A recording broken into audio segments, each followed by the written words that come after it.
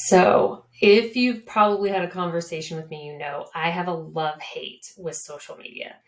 So, Jeannie Reenkop here with Storybuilt Marketing and Consulting. We've been going through a series of videos, kind of giving you some insights and ideas about what you could do to get inspired about how you're going to grow your business in the next year.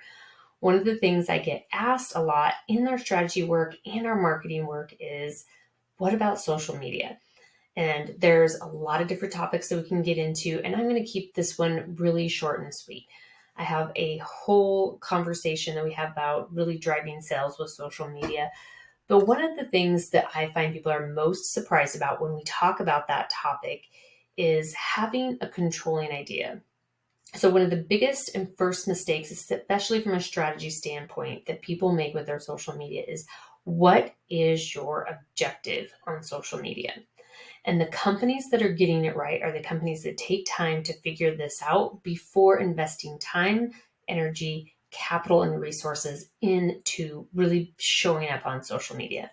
Now, there's a lot of other tips I could give you about showing up and being engaging, consistency of posting, having a rhythm to your posting, making sure that it runs through the filter of your brand messaging. But the one thing that I want you to think about from a strategic standpoint before you get started is, what is your objective going to be? I know companies that very seriously decide early on that their best use for social media from a strategy standpoint is to have a great influx of recruiting and retaining top talent. They want to really promote themselves as an incredible place to work. There's also benefits to the client side when the client sees them promoting that, but their main focus is really geared towards that. And I see companies do it and do it really, really well. It doesn't hurt their client side, but that's the objective and the strategy they've chosen. And they've done it for a reason. You could also decide that it's there to actually create awareness about your brand. Maybe you've went through brand strategy and you've decided you want to really set yourself apart and be different based on the 3 hurdles model. And you want to talk about how you're different from that brand. So it's more about brand awareness as it relates to your strategy to be different and set yourself apart from everybody else in the market and really create awareness about that. Another objective could be to capture leads for your sales team. And that looks slightly different as well. You're probably using a lot of lead generators, adding a lot of very specific type of value to really get people following you and then wanting to reach out their hand and become a lead and transfer information over to you in order to take that next step.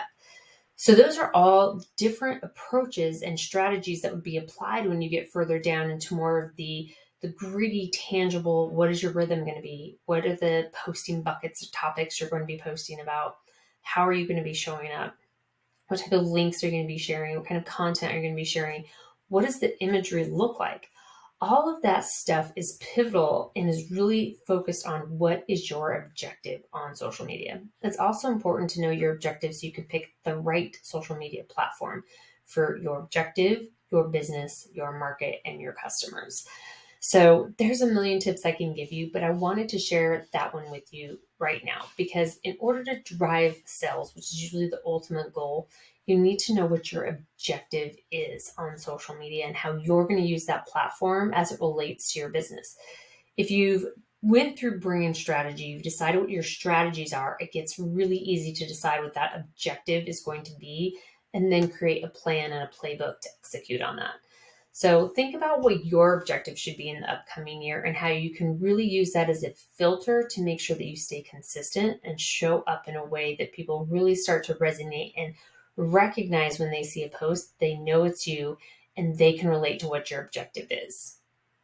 If you have any questions about this, I know social media stuff can be overwhelming.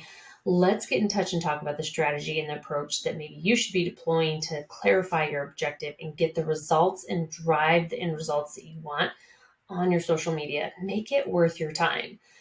You reach out to me at Jeannie, Jeani, at storybuilt.marketing.